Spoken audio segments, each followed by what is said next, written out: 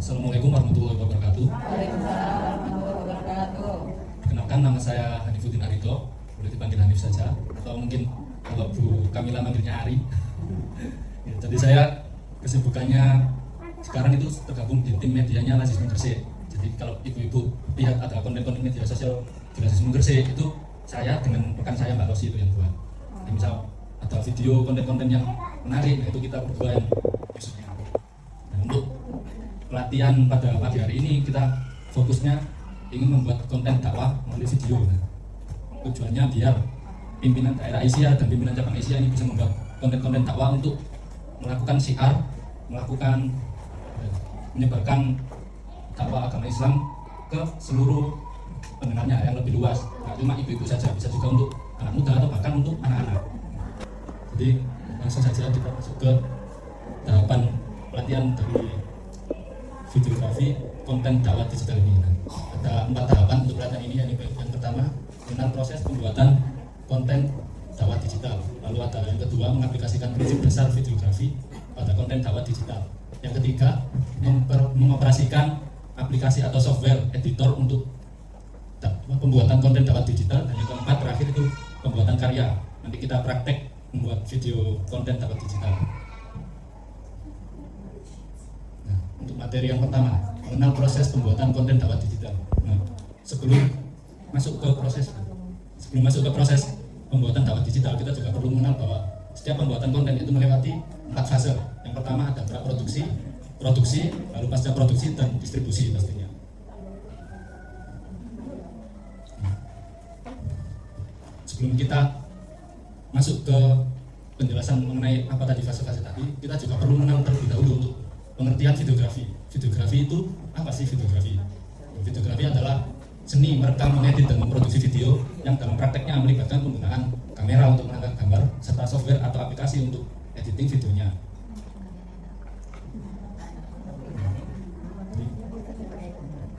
Masuk ke tahapan produksi. Tahap ini merupakan tahapan perencanaan. Secara umum merupakan sebuah persiapan sebelum memulai proses produksi. Jadi sebelum kita ingin membuat konten, kita harus membuat persiapan dulu. Mulai dari yang pertama ada penentuan tema, dan topik yang akan diangkat, ada perencanaan produksi, ada yang merencanakan anggaran juga. Lalu yang keempat, mempersiapkan kebutuhan produksi. Jadi selain mempersiapkan tema apa yang mau kita angkat, topik apa yang mau kita bahas, siapa pematerinya, kita juga perlu menyiapkan anggaran, budget untuk pembuatan konten tersebut. Nah, setelah semua dipersiapkan, kita harus mempersiapkan alat-alat penunjangnya. Misalnya kita butuh kamera, bisa menggunakan kamera HP atau kamera konvensional. Lalu mic, nah ini biasanya sering terlewat kalau buat konten, nggak pakai mic, jadi suaranya dari luar masuk semua, ya. Jadi nggak fokus ke narasumbernya. Itu yang jangan diperhatikan biasanya. Tahap selanjutnya ada tahap produksi. Nah, proses produksi ini merupakan proses pembuatan kontennya, yakni merekam gambar, merekam kontennya, merekam audionya. Jadi saat produksi karena kita sudah mempersiapkan di proses praproduksi tadi, seenggaknya waktu produksi itu bisa berjalan dengan lancar dan sesuai apa yang kita rencanakan. Proses ini meliputi 3 kegiatan: pengambilan gambar, perekaman suara seperti yang sudah saya jelaskan tadi, lalu ada pembuatan elemen grafis pendukung. Nah ini biasanya kalau di video itu kan kita butuh logo, misalkan di sini ya logo Asia, terus ada elemen pendukung untuk nama pemateri dan juga video-video yang mendukung materi yang akan disampaikan. Yang ketiga, proses pasca produksi. Nah, setelah kita memproduksi konten, syuting, ambil gambar dan merekam suara, itu kita masuk ke fase pasca produksi. Di fase ini kita melakukan kegiatan editing, meliputi tempel dan potong video, memberikan transisi pada video biar lebih menarik, menambahkan background, memasukkan audio yang sudah kita rekam, agar video kita, konten kita itu jadi lebih menarik dan penonton yang melihat video kita itu tidak bosan. Mereka jadi tetap terpaku pada video kita dan mau menonton sampai selesai. Nah, ini bisa dilihat prosesnya meliputi editing, penambahan background, penambahan animasi, lalu finishing. Nah, finishing ini bisa diekspor atau setelah video kita edit, kita ekspor menjadi video yang siap untuk dibagikan.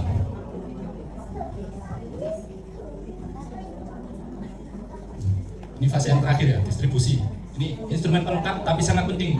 Karena buat apa kita bikin konten kalau nggak dibagikan, ya kan? Nah, proses ini tuh meliputi pengunggahan di media sosial dan juga membagikan konten. Nah, ibu-ibu Aisyah di tingkat cabang itu kan semua pasti punya anggota. Nah, saat kita bikin konten itu bisa diinstruksikan atau disarankan ke anggotanya untuk ikutan membagikan videonya ke teman-temannya, ke keluarganya atau ke komunitasnya. Nah, itu agar konten kita itu juga rame, terus banyak yang menonton, akhirnya banyak orang yang dapat informasi dari kita. Selain itu juga karena poin yang kedua membagikan konten itu juga sangat berpengaruh untuk media sosial kita. Kalau misalnya di cabang-cabang atau bahkan di PTA punya akun sosial media, karena itu nanti meningkatkan interaksi dalam akun sosial media tersebut. Karena nanti kan akhirnya saling bagi like, saling bagi komen, saling share. Nah, itu nanti jadi akhirnya lebih sering muncul di timeline atau beranda orang lain waktu buka sosmed, buka Facebook atau buka Instagram. Nah, itu nanti tertolong karena banyak interaksinya, nanti bakal sering muncul. Misal kita lagi di dalam gedung ini, misal baris ini saja share, nah, baris ini juga akan melihat kontennya karena interaksinya sangat besar di dalam lingkup ini. Nah, itu cara kerjanya seperti itu kira-kira. Ini masuk ke tahap kedua dalam pelatihan ini, yakni mengaplikasikan prinsip dasar videografi pada konten digital. Saya kurang enak. Nah, dalam prinsip dasar videografi ini sangat penting dalam pembuatan konten. Jadi biar kita waktu proses produksi itu nggak sembarangan ambil gambarnya atau YouTube angle dan sebagainya. Nah, ini ada yang namanya komposisi. Nah, komposisi ini dalam videografi atau fotografi itu sangat penting karena mempengaruhi ketertarikan dari orang yang melihat konten kita. Kalau kita ambilnya sembarangan, pematerinya ngeblur, nggak tertarik kan jadinya. Jadi dalam komposisi itu ada banyak macamnya dalam sudut pandang. Misalnya gambar yang ujung kiri atas itu disebutnya rule of third atau aturan ketiga. Kenapa disebut aturan ketiga? Karena ada dibagi menjadi 3 sesi kamera. Ini kalau di HP biasanya ada pilihan gitu. Nah, ini itu komposisi yang paling mudah ibu. Jadi bisa kalian dengan aplikasikan waktu pembuatan konten itu biar nggak ngawur komposisinya. Nah, ini biar. Ya. Jadi dalam rule of third itu paling mudah. Kenapa? Kita tinggal memposisikan objek utamanya itu di salah satu garis kolom-kolom ini. Jadi kita lihat di contohnya itu ada 2 objek kan, ada 2 orang. Mereka ada di baris pertama paling kiri dan juga baris paling tengah. Dalam rule of third ini juga nggak harus semua kolom itu terisi, karena itu juga mempengaruhi estetika dalam videografi dan fotografi kita. Lalu ada juga garis bantu seperti ini lah. Kita lihat sepertinya sepele kan, tapi ternyata ada komposisinya garis bantu. Kita lihat diagonal ini kan. Atau ini juga garis bantu memanfaatkan objek sekitar untuk menuntun fokus penonton kepada objek yang ingin kita tunjukkan. Nah, ini salah satu contoh-contoh rule of third. Ini bisa dilihat di yang paling ujung itu gambar anak kecil tidak memenuhi semua kolom, ya kan? Ada di salah satu bagian kolom saja. Terus ini yang kedua juga. Terus ini yang ketiga. Dalam rule of third itu kita fokus pada satu kolom itu ada di titik sini atau titik sini, atau sebagian titik sini dan titik sini. Ini komposisi yang paling mudah ibu dan juga lebih banyak digemari. Lalu ada juga garis pemandu atau guideline. Nah, ini memanfaatkan objek di sekitar subjek yang ingin kita tonjolkan, di sekitar pematerinya. Ini bisa dilihat kalian di ujung itu kan foto rel kereta. Sebenarnya nggak menarik kan kalau kita fotonya kalau kan apa ini rel kereta? Buat apa kan? Tapi kalau kita mengikuti komposisi tadi, nah ini garis jadi keren, terus ada titik fokusnya di ujung. Orang melihat pasti fokus ke titik di ujung karena sudah ada garis bantunya kan. Sering langsung. Terus yang kedua ini memanfaatkan lekukan-lekukan dari bangunan sehingga akhirnya terfokus pada model. Ya. Bisa dari bawah atau bisa setara, bisa dari atas. Jadi untuk komposisi garis pemandu ini fokusnya pada objek, tapi dibantu dari objek sekitarnya. Jadi misal kayak di sini, drone ini kan ada garisnya sini. Kalau saya ingin misal fokus ke Bu Kamila sana, jadi kita posisikan kamera, nanti komposisinya bagaimana garis ini tuh bisa ujungnya setara dengan Bu Kamila. Jadi nanti orang yang melihat kita, lihat foto atau video kita itu nanti bisa langsung fokus ke Bu Kamila. Kalau kamera insya Allah semua bisa, semua jenis kamera. Kalau di HP itu ada di pengaturannya biasanya 3 kolom itu, nah itu bisa diaktifkan. Kalau filmnya itu bisa dilatih Bu. Jadi misal kalau lagi acara PPA atau PCA dengan foto-foto tertarik Tak coba komposisi sing dijelaskan Mas Hanif ini. Kalau nggak pernah praktek ya nggak dapat filmnya. Nah ini ada dua komposisi yang sekilas sama, tapi ini berbeda. Yang satu itu namanya frame atau bingkai. Ya, bisa dilihat dalam contohnya itu ada objek-objek lain yang membentuk bingkai imajinasi yang akhirnya membuat penonton itu fokus pada objek utamanya. Nah, kalau yang ini namanya komposisi depth of field atau kedalaman. Ya, begitu. Jadi kalau depth of field ini agak lebih rumit karena butuh feel, butuh sense yang lebih tinggi.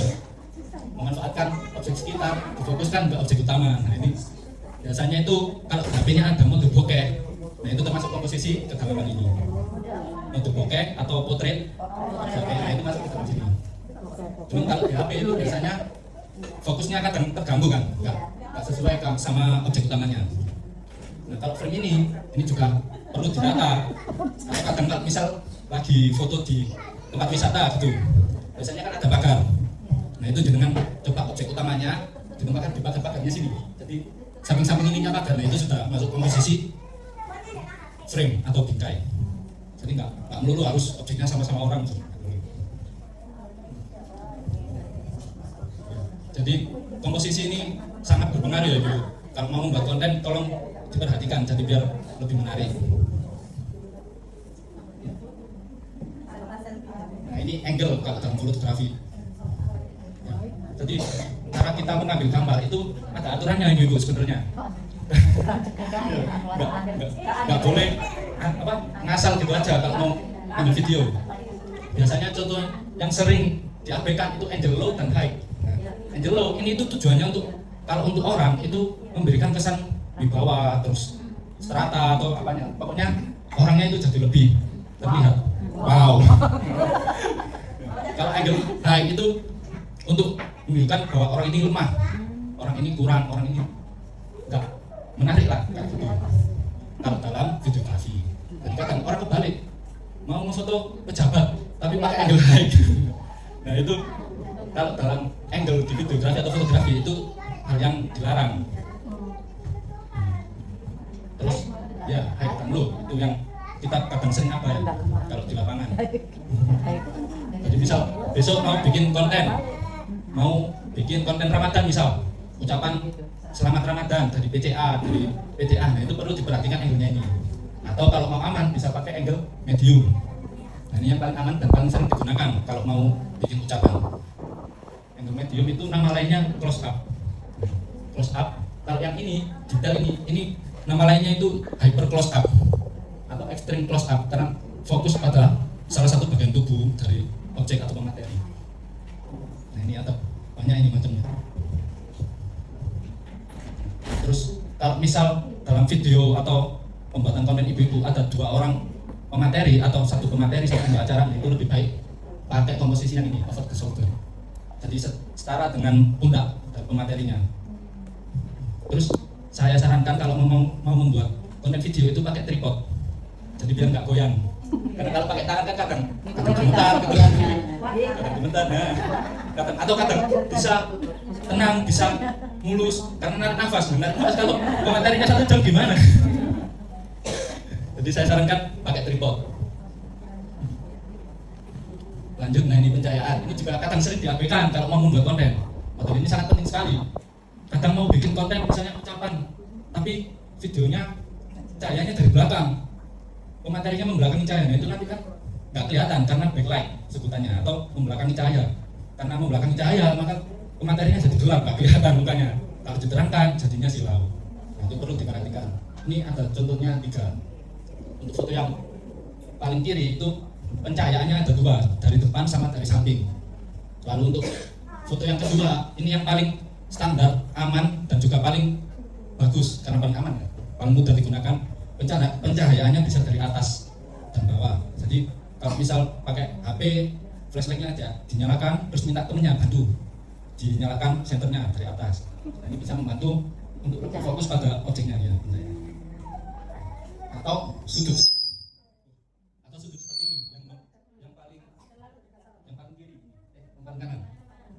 Nah Nah ini sudutnya diagonal, menyorot ke cahayanya. Ini sudutnya diagonal, jadi satu pencahayaan itu dari depan, yang satu agak miring.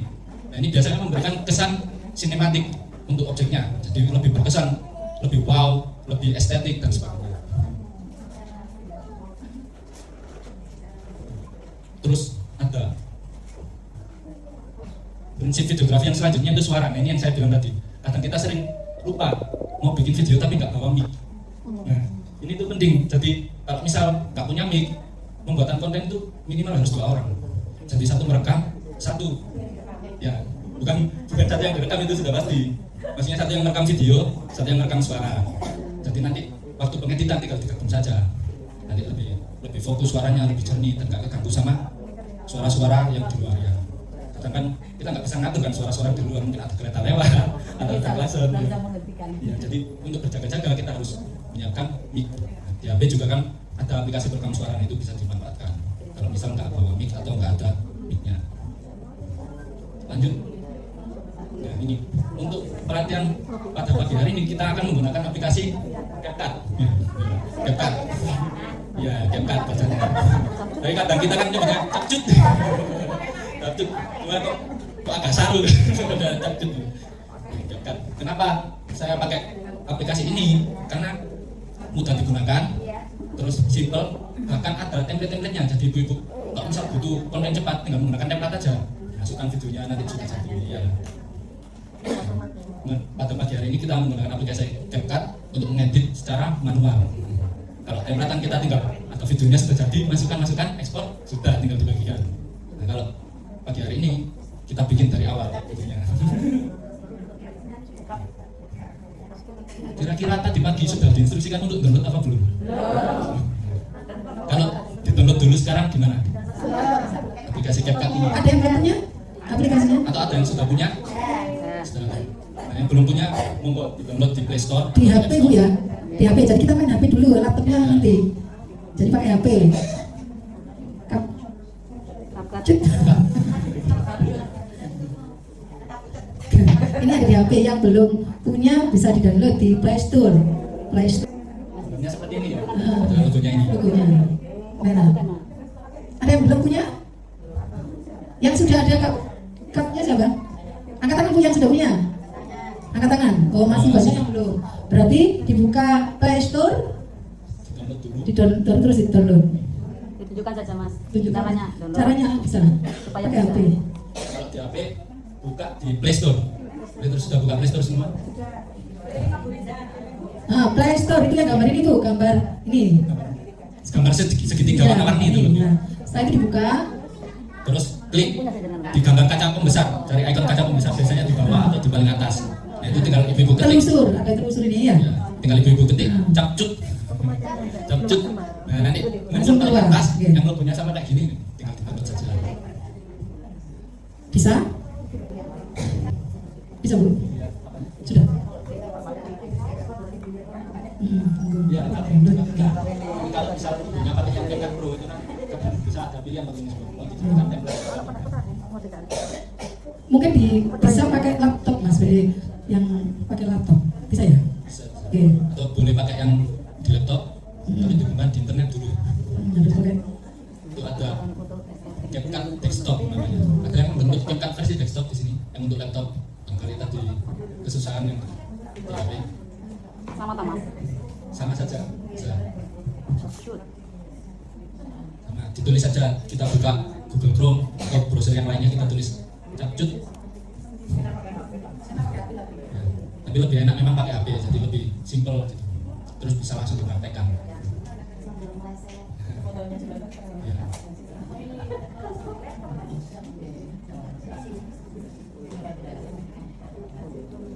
Sudah Bu? Sudah terinstall semua? Ada yang belum?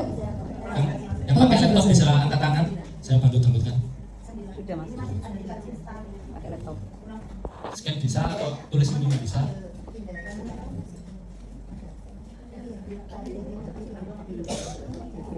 Ini ada grupnya.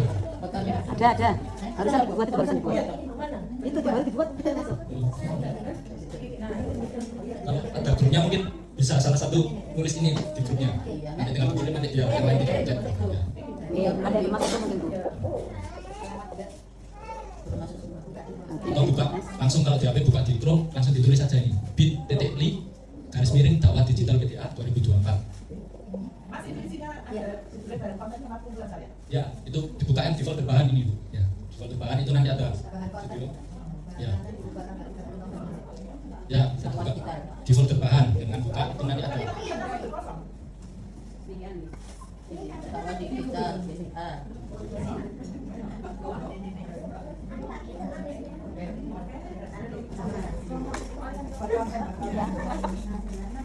Apa itu? Setang. Aku sekarang di opong ini. Maka tadi kan ngangkat teman gitu. Akan buka aplikasi CapCut-nya. Ya, terus dengan pilih menu edit yang ikonnya gunting di bawah. Ya, diklik new project atau kalau yang di laptop create project. Iya.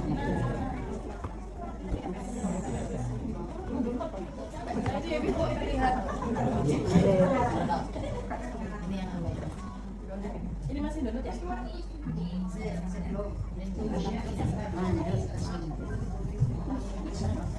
Yang di HP bisa dilihat ini yang ada tulisan new project atau proyek baru dengan klik. Terus nanti kita masukkan videonya yang sudah di-download tadi, kita pilih.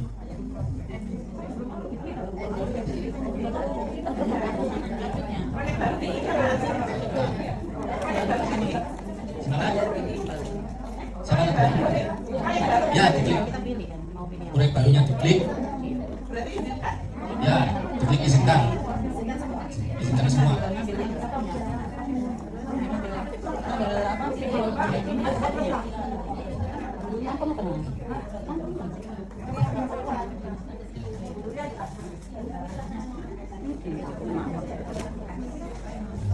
Setelah diklik project baru, nanti monggo dimasukkan video yang sudah di-download tadi, dipilih.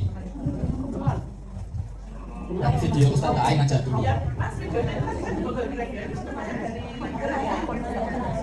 Kalau di-download nanti kan di galeri. Dengan nanti sudah dengan download dulu. Iya. Setelah buka CapCut, pilih menu project baru. Sudah, monggo dipilih video yang Ustaz Ain. Masuk tampilannya seperti ini, guys. Itu kita bikin video konten dakwah dengan pidato menambahkan subtitle. Jadi sederhana. Sama.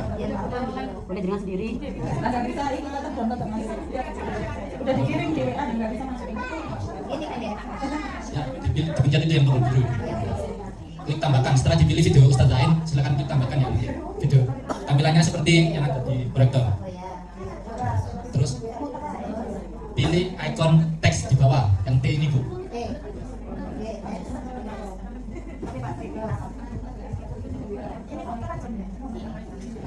Baru nyampe puter.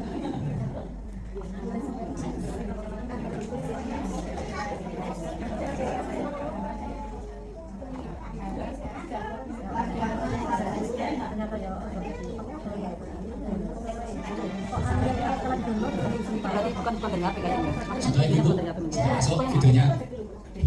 Yang videonya sudah masuk, selanjutnya bisa digeser, klik ikon gambarnya yang ini. Diklik, nanti muncul bingkai putih-putihnya ya. Nah, nanti digeser sampai ada durasinya 20 detik. Jadi setelah diklik yang ikon ini, dengan geser sampai ininya ada 10 detik. 10 detik aja, nggak usah lama-lama. Ya, sudah. Ya.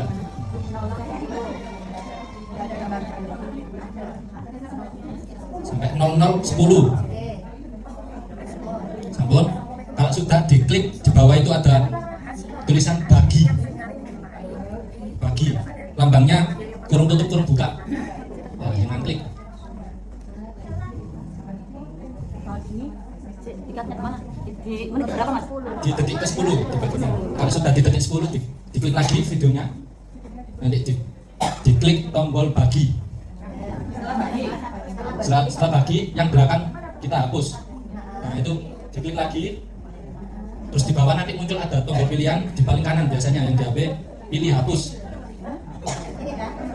Yang video banyak yang dihapus. Ya yang video banyak yang dihapus. Oke.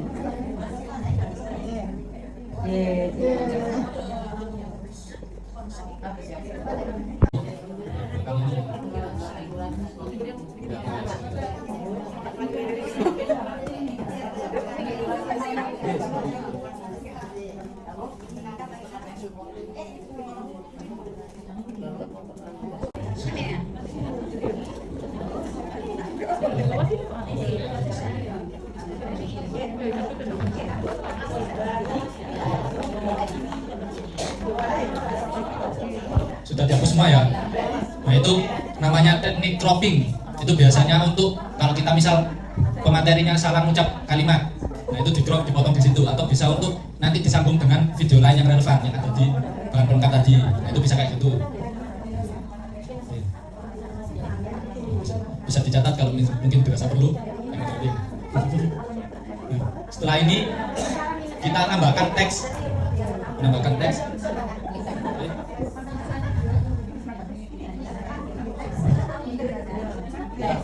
Coba diklik di bagian sini ibu-ibu agar videonya tidak terpilih. Diklik di bagian sini, di bawahnya tambahkan audio. Nah, nanti biar muncul teks ini. Pilih menu teks. Oh, berarti digeser ke sini maksudnya? Ya. Digeser ke sini ya berarti ya? Nah, ya benar. Diklik tag. Sudah? Klik tag ya? Ya, itu ibu. Nah, muncul tulisan tambahkan teks, silakan ditulis nama jenengan masing-masing. Tambahkan tag. Nah, ini untuk belajar mengedit saja. Diklik teks di sini, Ya. buka audio, ketik nama. Diklik tombol teks. Tag, diklik. Teks. Tambahkan teks. Nah, ini nanti setelah diklik tambahkan teks kan ada tulisan masukkan teks. Itu silakan diketik namanya masing-masing. Kalau sudah dicentang. Nah, cara ini itu biasanya bisa digunakan untuk menambahkan subtitle atau jadi nanti orang yang lihat video kita itu nanti kalau ada subtitlenya, misal audionya bermasalah, orang tetap bisa mengikuti isi materinya. Jadi nanti misalnya ibu buat konten itu dakwah, misal kayak gini ini Ustadz Ain, itu dibikinkan subtitle. Ustadz Ain menerangkan tentang apa itu diikuti, tiap kalimat diikuti dengan tulis apa yang disampaikan Ustadz Ain. Jadi, kalau misal CapCut-nya pakai yang pro itu ada yang otomatis, tapi kalau pro itu bayar. Itu untuk fungsi subtitle. Nah, untuk pembuatan konten dakwah digital itu yang paling sederhana kayak gitu. Jadi ada seorang pemateri menyampaikan materi, kita buatkan subtitle, sudah gitu aja, terus nanti diupload. Itu yang paling sederhana. Yang namanya masih ada di bagian paling belakang, coba digeser. Coba digeser yang oren-orennya itu. Digeser ke kiri biar muncul di depan. Sudah. Silakan dipilih menu suara. Yang sudah masuk ke menu tambahkan audio, untuk pilih suara. Pilih icon folder sebelahnya yang gambar api. Gambar api, pilih sebelahnya. Gambar api. Pilih yang folder sebelahnya. Oke, klik tambah.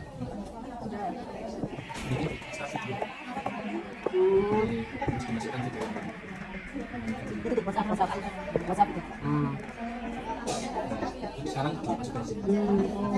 Bikin audio gitu kalau mas. Oh ekstrak dari naik. Kita video bikin audio. Waduh ada beres. Sudah ditambahkan audionya semua. Sudah. Sekarang kita crop lagi audionya sesuai video tadi durasinya. Klik ya mas ya. Coba masih ingat apa enggak? Sampai 10 Nah, detik. tadi 10 tadi. Sudah diklik di bagian luar. Ya memang enggak keluar apa-apa. Nanti digeser menunya yang ini, yang di bawah menunya digeser ke kiri.